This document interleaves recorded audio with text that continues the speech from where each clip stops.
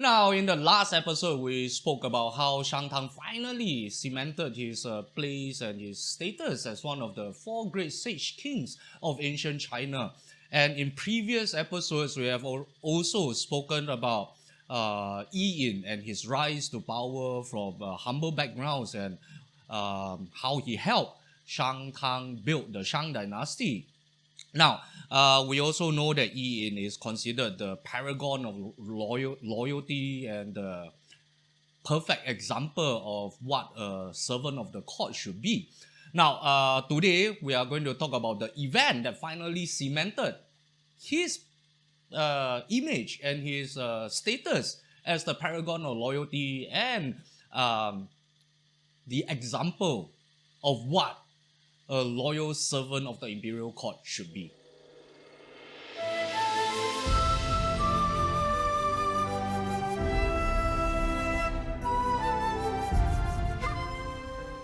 Hello and welcome to the show. My name is Apingo and I am that Chinese history guy. Now, here we share the myths, legends and histories of the Chinese people from the first creators to the last imperial dynasty. More than 6,000 years of stories, one video at a time.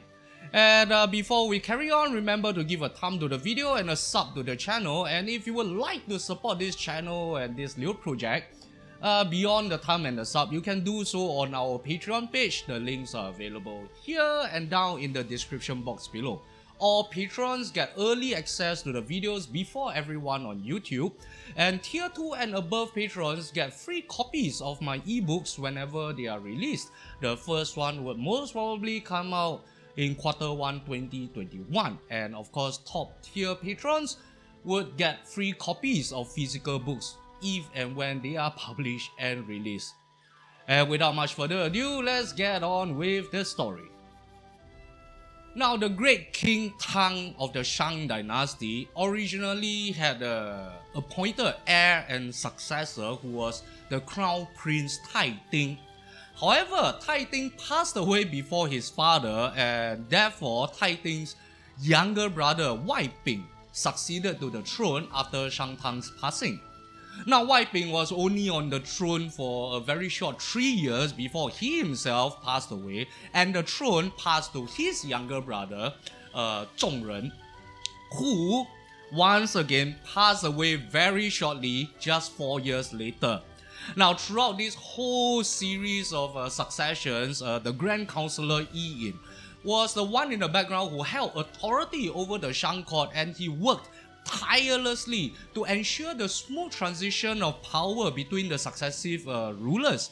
And he was the one that maintained the stability of the Shang court and Shang rule by making sure that all governmental institutions were operating with as little disruption as possible throughout these few years.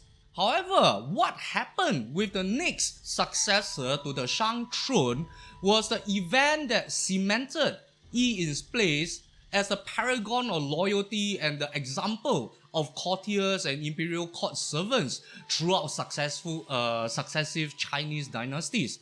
Now, around the year 1544 BCE, Yi Yin installed Tai Ting's son, Tai Jia, as the new king of the Shang dynasty. Now, as the direct grandson of Shang Tang, Tai Jia received personal tutelage and mentorship from Yi Yin himself on the skills he needed to be a wise ruler. Now, it was said that Yi Yin actually authored 3 instructional texts to educate Tai Jia on the keys to proper governance. In Yi Xun, Yi Yin used the examples of previous Shang kings and leaders throughout the ages to caution against excesses and extravagances, and to encourage the reader to build character and virtues and high moral standards. Now, in Si Ming, right and wrong, what is permissible and what is improper were laid out clearly and concisely, together with discussions and reasonings of how to tell right and wrong apart, how to separate white from black. You get the idea.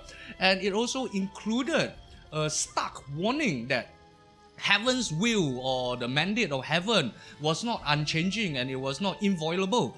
And one should always hold oneself to a high moral standard to prevent falling into decadence and debauchery and thereby losing the favor of the gods. Now in Zhu Hou, Yi Yin laid out the legal system established during the reign of the great king Tang, and it was also an admonition for Shang descendants to learn from history and to follow the rules and the regulations as laid down by the Shang ancestors, and to most importantly to not repeat the mistakes of Xia Jie that brought about the downfall of the Xia dynasty. Now, in the early days of his rule, Tai Jia was indeed a very good student and a very proper king. He followed the examples of his predecessors and his ancestors, and he worked diligently for the people, and he was, very cautious and very steady in his approach to governance. However, by the third year of his reign, he saw that, the land was peaceful, there were no conflicts, the people were prosperous, the court was wealthy, and the granaries were full. And so he, got arrogant, and he felt that there was no more need to be so cautious and so diligent. In fact, it felt like it was a good time to start enjoying the fruits of the Shang Dynasty's successors and the fruits of his ancestors and predecessors' labors. And Tai Jia at this time also felt that, as the king, as a ruler, he was the one above all among all the men of the realm, and he should not have to, listen to a bunch of courtiers and have his actions restricted by people who were supposed to be serving him. And thus he started disregarding his courtiers and his counselors' advice, and he started acting out according to his own will. And it wasn't long before things started going downhill for the people that were under his rule. Tai Jia started, enjoying his luxuries more and more, and he started reveling in his excesses. And worst of all, he even started employing some of the tactics that Xia Jie and his cronies used back in the day to oppress and to squeeze the populace for, his basically his own enjoyment. And it seemed like, for a moment, Tai Jia's reign was going against everything that the great king Tang envisioned for his kingdom and his dynasty, and the people's anger was slowly boiling over, and disgruntlement were growing day by day among the nobles and the people alike. Now, by this time, Yi Yin has served, how many was that? Three successive Shang Dynasty kings, and he was one of the instrumental figures in setting up this great kingdom in the first place. So Yi Yin was not about to just sit around and watch as generations of hard work to build this dynasty be squandered away by this upstart. Yeah. So he did not want to see the end of the dynasty in his lifetime. I mean, he worked so hard. His old friend and old lord Shang Tang worked so hard and fought so hard to build this dynasty. He was not about to see it go to waste. And so initially, Yi Yin tried to repeatedly advise and admonish Tai Jia to change his ways, to stop repeating the mistakes that caused the downfall of the previous dynasty, and to, really, dude, sit back, relax, and kind of really reflect on the harm you are doing and the harm you are causing to the people, and the destruction that you are making to your ancestors' great enterprise. Really chill, man, and think about what you're doing here. But however, Tai Jia by this time was too full of himself to listen to anyone anymore. And I mean, Tai Jia is like a young guy, and Yi Yin by now is an old man. You know what it's like, old man telling a young guy what to do. What's the result? If your parents, if your young friends, If you've ever been a teenager yourself, you know what I'm talking about, right? So Tai Jia wouldn't listen. I mean, he's king. He holds ultimate authority in the land, so he don't listen. And when Yi Yin realized that his words were falling on deaf ears and it just won't work, words won't work anymore. So what Yi Yin did was pretty drastic. He decided that drastic action had to be taken before the entire kingdom goes down in flames together with this errant king. And so together with other senior ministers and courtiers of the court, he garnered enough support from the court to remove Tai Jia from the throne and exiled him to this place called Tongkong or Tong Palace, which is in today's Henan Yanshi. And he exiled Tai Jia to Tongkong to reflect on his actions at Tang's mausoleum, the great king Tang's tomb and mausoleum. At the same time, after having exiled Tai Jia to Tong Palace, Yi Yin did not install a new king, and neither did he orchestrate a power grab for himself or usurp the throne, as most other people in his position would have done. Instead, Yi Yin continued, toiling in his post as the Grand Counselor of the Shang Court, and ran the day-to-day business of governing the realm in place of an absentee king. And actually, it was Yi Yin's hope that a period of quiet contemplation at his grandfather's burial grounds would kind of wake Tai Jia up, to wake him up and set him on the right course again. And this was, ultimately the same boy that he mentored and he watched as this boy grew up into a man and to be installed as king. We know that Tang was a great king. He was one of the 4 great sage kings. And when we talk about his mausoleum and his tomb, then the place is called the Tong Palace. What's the first image that comes to mind? This great grand building and extravagant piece of architecture that would pay tribute to this great man. No, you're wrong. I'm wrong. We are all wrong. Although the great king Tang's mausoleum was named Tong Palace or Tong Gong, it was basically a simple earthen mold tomb, not unlike those of wealthier commoners. And the only difference between his tomb and the other commoners' tomb was that there was this small frugal building built atop this tomb to basically just provide a venue for the annual ancestral worship rituals. So yeah, that was it. And Tai Jia's only companion at Tong Gong or Tong Palace was this elderly caretaker of the place, and Tai Jia was stripped of all his luxuries and he was no different to a commoner by this time. And this old caretaker, this elderly caretaker, was someone that actually lived through the whole Shang-Tang Revolution, lived through the whole period of the Xiajia's tyranny.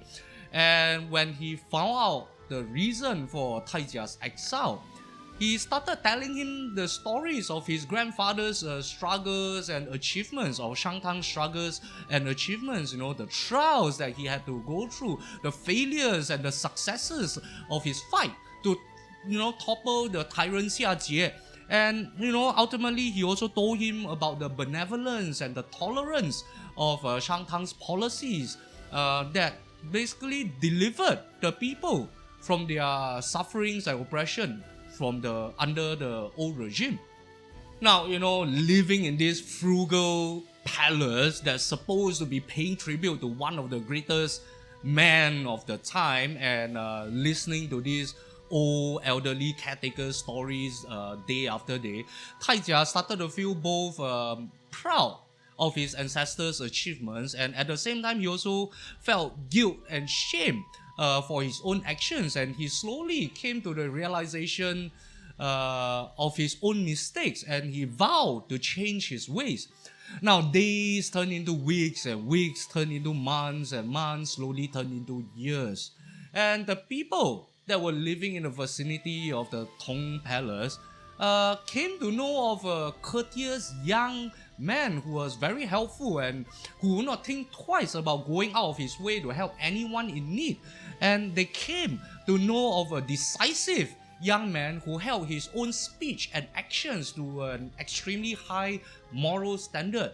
And they came to know of a kind and generous young man who reminded them of their founding king, their founding ruler, the great King Tang. Now, although far away in the royal court in Haocheng, Yi Yin never stopped caring for his protege and his lord and king. He had, people observing Tai Jia's actions, and he received regular reports on his progress. And after 3 years in exile, Yi Yin was overjoyed. He was ecstatic to know that Tai Jia had completely turned his own life around and was now a man worthy to be the successor to the great King Tang's enterprise. And Yi Yin then personally led the senior ministers and the officials of the court to Tongkong, to Tong Palace, to welcome back their king. Now, in a solemn ceremony held at the capital in Haocheng, Yi Yin officially returned the authority and the throne to Tai Jia. Now, having learned his lessons in exile, Tai Jia was now a diligent and a cautious ruler, benevolent in his rule and open-minded in taking on suggestions and criticisms from his advisors and basically anyone who would speak to him. And state issues were handled efficiently and policies were delivered to better the lives of the people. And in fact, the style of his reign was reminiscent of the days under Shang Tang's rule in the early days. And after the difficulties of establishing a new dynasty and then the short reigns of successive kings and the threat of possibly having a new tyrant on the throne, Tai Jia's second chance on the throne finally brought the Shang Dynasty on the route to stable development of the land and the realm. Now, Yi Yin, I don't know, fortunately or unfortunately, outlived even Tai Jia. And it was said that after Tai Jia's passing, Yi Yin actually authored 3 chapters of Tai Jia Xun, or Tai Jia's admonishments, in which he praised the king's character and virtues, and he also bestowed upon Tai Jia the posthumous honorific or posthumous title of Tai Zong, which translates to great ancestor. And we spoke about how Yi Yin was a paragon of loyalty, and the example of court servants. Now, there are 2 main reasons why this was so, and why he enjoyed this honor and status. Now, firstly, it was, of course, definitely his personal talents and his role in helping to establish the Shang Dynasty. But more importantly, it was the manner, the way that he handled this Tai Jia incident. Now, when Tai Jia was, incompetent and on the slippery slope to becoming a next tyrant, Yi Yin made a very difficult decision, but he still made the decision to exile the king. I mean, think about it, he was a servant of a court and he exiled the king. And this was like 1500 BC, where things are very different from today. So let that sink in for a moment. However, when Tai Jia proved himself to be a changed man, Yi Yin not only praised the change, he personally welcomed him back and officially returned the throne to the rightful king of the realm. Now, that's got to say something about the honesty and the integrity of the man, doesn't it? So, in the first instance, remember we said he was a servant and he exiled a king. I guess one can only imagine the amount of political pressure and the amount of malicious rumors that would have been, flying all over the realm at this time when he, just exiled the king. And, that pressure is something that I don't think any normal human being will be able to handle. And when he later returned the throne and the authority of kingship and rulership, it was a clear demonstration of Yin's loyalty and high moral values, his integrity and his honesty. And under the circumstances, someone in Yin's position, one of the founding fathers, holding the highest authority in the land over successive generations of rulers, most people in his position would most probably made a play to usurp the throne for themselves, but Yi Yin never forgot his place, never forgot his responsibility, and he remained a loyal servant to the imperial court, to the royal court, throughout the whole incident. Now, there have been many great counselors and prime ministers throughout ancient China's long history. However, they either had character flaws, lacked true talents, or they basically were just born at the wrong time in the wrong place. Now, Yi Yin was the only one throughout the entire length of Chinese history that was a founding father, a key official and advisor to multiple generations of rulers, and the only one that was able to stay objective and fair in his long life of service. That was in spite of the amount of power and authority that he held in his hands. Now, he was able to win over the respect and the trust of the royal family and nobles through his pure heart of loyalty, and he was able to win over the hearts and minds of the people with his benevolence and his sympathy and his empathy towards the people. And generations of kings knew that they could rely on his personal talents to help them efficiently govern the realm, and they felt assured that leaving the running of the land, the running of the governance of the land in his hands, it's not an issue. He could do it very well through his years of experience and the amount of talent that he had. And Yin's life and achievements were later studied extensively and referenced frequently by future generations of counselors and ministers throughout every subsequent dynasty. He was referenced frequently. His loyalty and his selflessness and his integrity in the face of power was often used as a gauge or as a benchmark to gauge the capabilities of a court official, any court official. And luck might have played a very big part in the timing and circumstances of his birth, but it was his deeds and his values that made him the perfect servant of the court that was held up as a paragon of loyalty throughout Chinese history.